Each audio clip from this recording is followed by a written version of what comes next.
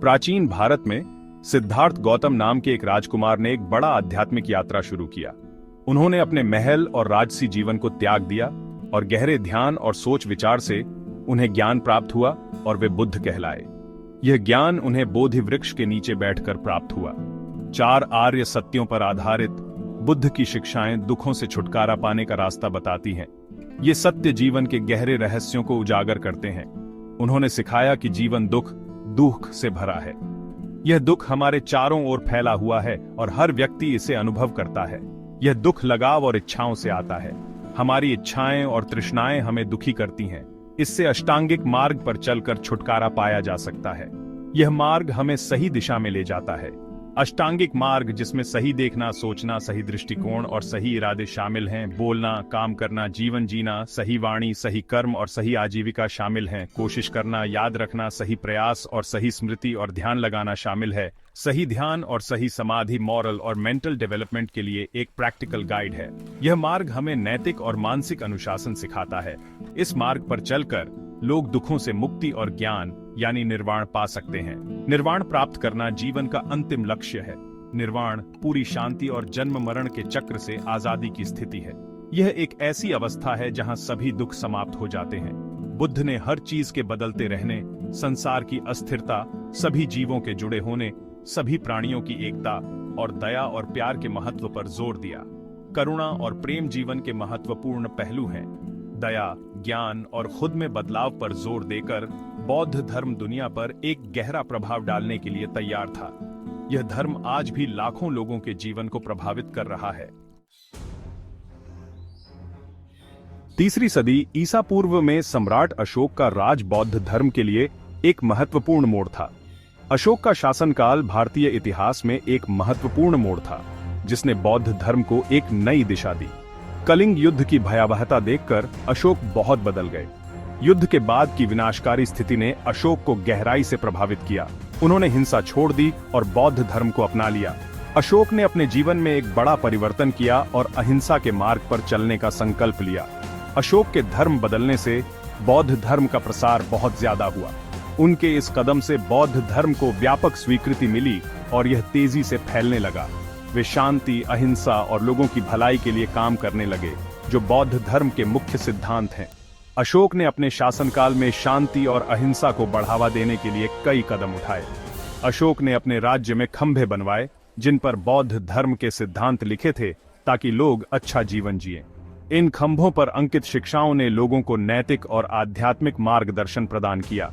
उन्होंने अपने बच्चों समेत लोगों को धम्म, बुद्ध की शिक्षाएं फैलाने के लिए दूर दूर भेजा। अशोक के परिवार और अनुयायियों ने बौद्ध धर्म के प्रचार में महत्वपूर्ण भूमिका निभाई।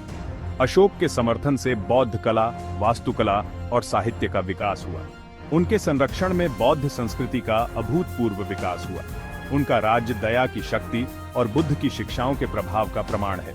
अशोक का शासनकाल यह दर्शाता है कि कैसे एक शासक की दया और बुद्ध की शिक्षाएं समाज को बदल सकती हैं। अशोक के एक करने के बाद भी बौद्ध धर्म में धीरे धीरे फूट पड़ने लगी। जैसे जैसे बौद्ध समुदाय बड़ा होता गया, मतभेद उभरने लगे। अशोक के समय में एक बड़ा विभाजन हुआ, जिससे बौद्ध धर्म 2 भागों में बंट गया, महासंघिका और स्थविरवाद। महासंघिका, जो धर्म की ज्यादा सरल व्याख्या पर जोर देती थी, आम लोगों में ज्यादा लोकप्रिय थी। स्थविरवाद, जो सख्त नियमों वाला था, उच्च वर्ग और साधुओं में ज्यादा लोकप्रिय था।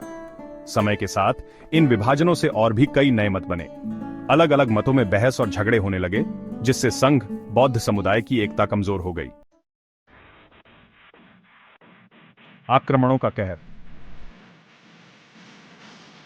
5वीं सदी में हूणों के आक्रमण से बौद्ध धर्म को एक बड़ा खतरा पैदा हुआ। मध्य एशिया के हूणों ने उत्तर पश्चिम भारत पर हमला करके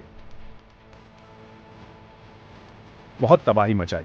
बौद्ध मठ, जहां कीमती किताबें और चीजें रखी जाती थीं, हमारे मुख्य निशाने थे। लूटपाट और धार्मिक जुनून के कारण हमने कई मठों को तबाह कर दिया। इन मठों के नष्ट होने से बौद्ध धर्म को बहुत नुकसान हुआ। मठ पढ़ाई, ध्यान और संस्कृति के केंद्र थे। 7वीं सदी इस्लाम के उदय से बौद्ध धर्म के लिए और मुश्किलें आईं इन आक्रमणों से। भारतीय बौद्ध समुदाय बहुत कमजोर हो गया।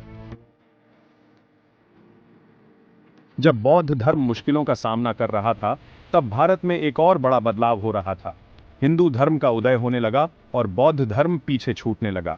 इस समय में हिंदू धर्म फिर से जोर पकड़ने लगा और कुछ बौद्ध शिक्षाओं को अपने में शामिल कर लिया। अपनी गहरी जड़ों और बदलने की क्षमता के साथ हिंदू धर्म ने बौद्ध धर्म को और पीछे धकेल दिया। हिंदू देवी देवताओं के मंदिर बनने लगे, अक्सर पुराने बौद्ध स्थलों पर या उनके पास। बाहरी आक्रमणों और हिंदू धर्म के उदय से बौद्ध धर्म के लिए भारत में रहना मुश्किल हो गया। इन मुश्किलों के बावजूद बौद्ध धर्म खत्म नहीं हुआ। इसके अनुयायियों ने हर चुनौती का सामना किया और अपने विश्वास को बनाए रखा, बल्कि इसे नया जीवन मिला और यह फिर से फलने फूलने लगा। नए मंदिरों का निर्माण हुआ और बौद्ध केंद्रों ने नई ऊंचाइयों को छुआ। 19वीं और 20वीं सदी में भारत और दुनिया भर में बौद्ध धर्म में फिर से रुचि बढ़ी। अंतर्राष्ट्रीय सम्मेलनों और नए शोध ने इसे और भी मजबूत बनाया। आज बौद्ध धर्म फिर से लोकप्रिय हो रहा है। आधुनिक त्योहारों और प्रथाओं ने इसे नई पीढ़ी के बीच लोकप्रिय बना दिया है। हर तरह के लोग इसकी दया, ध्यान और ज्ञान की शिक्षाओं की ओर आकर्षित हो रहे हैं। यह न केवल एक धर्म है, बल्कि जीवन जीने का एक तरीका भी है। धर्म का यह नया सवेरा इसकी प्रासंगिकता और इसके अनुयायियों के हौसले का प्रमाण है। यह दिखाता है कि कैसे बौद्ध धर्म ने समय के साथ खुद को पुनर्जीवित किया है। एशिया से लेकर पश्चिम तक बौद्ध धर्म का दुनिया भर में फैलना इसकी सार्वभौमिक अपील और ज्ञान को दर्शाता है। यह दिखाता है कि इसकी शिक्षाएं हर जगह प्रासंगिक हैं। इसकी समृद्ध विरासत और शिक्षाएं दुनिया भर के लाखों लोगों को प्रेरित करती रहती है। ये एक ऐसा धरोहर है जो सदियों से लोगों को मार्गदर्शन और प्रेरणा देता आ रहा है। अगर आपको यह वीडियो पसंद आया हो तो कृपया हमारे चैनल को सब्सक्राइब करें और बेल आइकन दबाएं ताकि आप हमारी नई वीडियोस को मिस न करें। धन्यवाद।